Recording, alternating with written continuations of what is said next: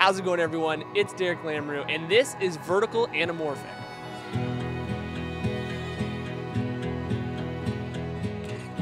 Vertical anamorphic is something that is a bit hard to conceptualize because what you're doing is you're turning the camera sideways. You're making the camera vertical in orientation, and then you're putting the lens on, the anamorphic lens on, in a normal orientation.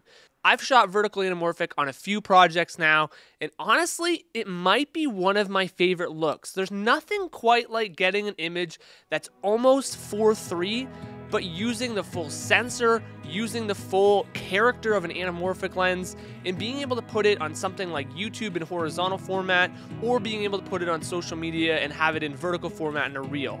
Having something that is an almost square sensor and being able to either crop the sides off or crop the tops off and put it on the platform of your choice, or even better, keeping all of the information and keeping it in that 4:3 or 18:16 ratio looks amazing. Now, you're asking, why would you want to shoot vertical anamorphic? Traditionally, anamorphic means that you're probably going to have some black bars on the top and bottom of your screen. Now, for some clients, for some work, that may not make sense, especially when you're taking a 16:9 sensor in something like a Sony FX6. Now you're gonna take that sensor and you're gonna squish it all the way down to get anamorphic, and now you've lost all of this real estate on your screen, and that may not be the best thing for your final project. So how do you change that and use the full sensor and get the most out of your image and the final output? Now, as you can see in this frame here, our edges on the top 4 sides are really what give us the most character of anamorphic. So when we have this orientation and we can put it in a format like social media, it means we can keep it square and keep all of those cool characteristics along the edges of our image.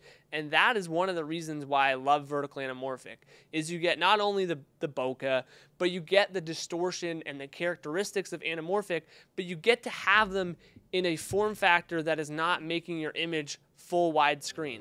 Now, trust me, I'm a big fan of normal anamorphic on a widescreen. I get the traditional, values of that, but I also like being creative and, just trying to do things outside of the box. And this vertical anamorphic setup is just that. What we're doing is we're taking that sensor and changing it from 16:9 to 9:16. And now that 9 value is 2xing in that anamorphic. So we're shooting on 2x anamorphics. Now 9 doubled becomes 18. And now our screen size or our output is 18:16. If we were to do normal anamorphic, our ratio would be 16:9. We would 2x the 16, so it'd be 32:9. So some of the challenges that we face were, how do you actually rig a camera when everything traditionally is meant to be mounted on the bottom of the camera?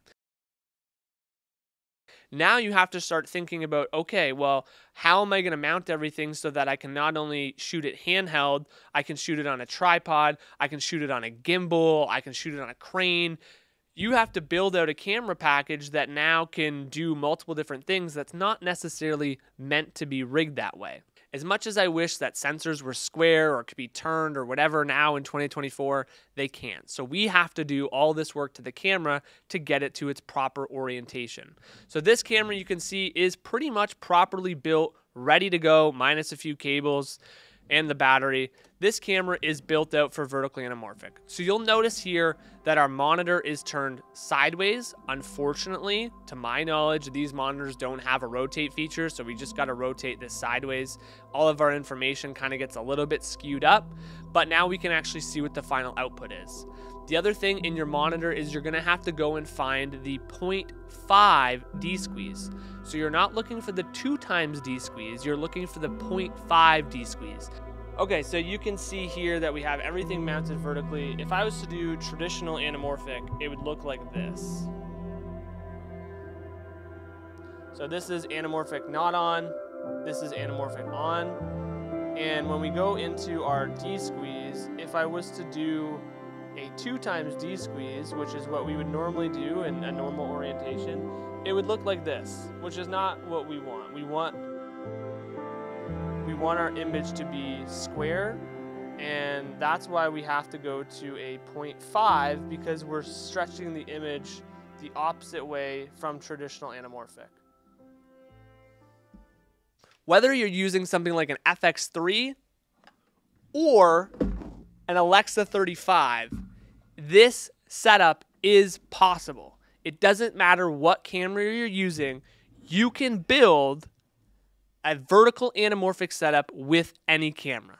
Let's start with our build for the FX6. So on the FX6 here, in order to make this vertical rig work smoothly, what I found is on the tilted cage here, they have a vertical plate that attaches right in the mount for the hand grip. So we take the hand grip off and then we mount the vertical mounting plate on there. And then what I have here is a cheese plate. Mine is from Ratworks. This just gives us a little bit more mounting points.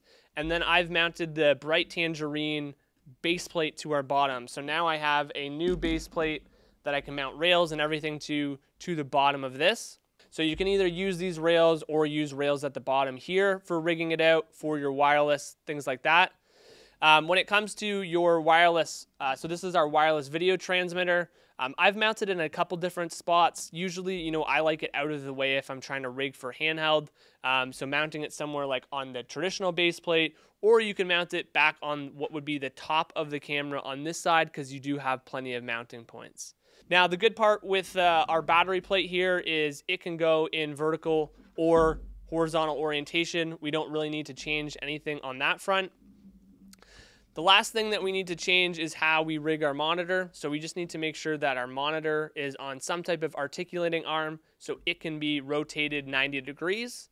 And then the last thing, and this is the tricky part, in this build here, we don't have a quote-unquote top handle, but we do have a side handle that is being able to be used as a top handle.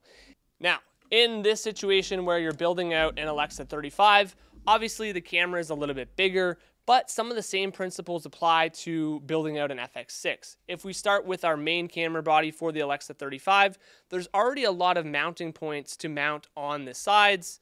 So when we rotate the camera, what I've done is I've started with a little top handle here. I could extend this and I would have a true top handle. This is from Ratworks. I've left the top handle off for right now just because I can easily access my buttons here on the top. On the side here, dealer's choice. You could take off the traditional RE handle and just mount your accessories flush to the camera. You have all of these mounting points here. And again, on the bottom side of things, you could leave your dovetail in here or the shoulder pad, or you could take that off and use it as a place to mount to. It depends on the rigging configuration that you're looking for. Thanks for watching. Make sure you just tap that subscribe button for more videos.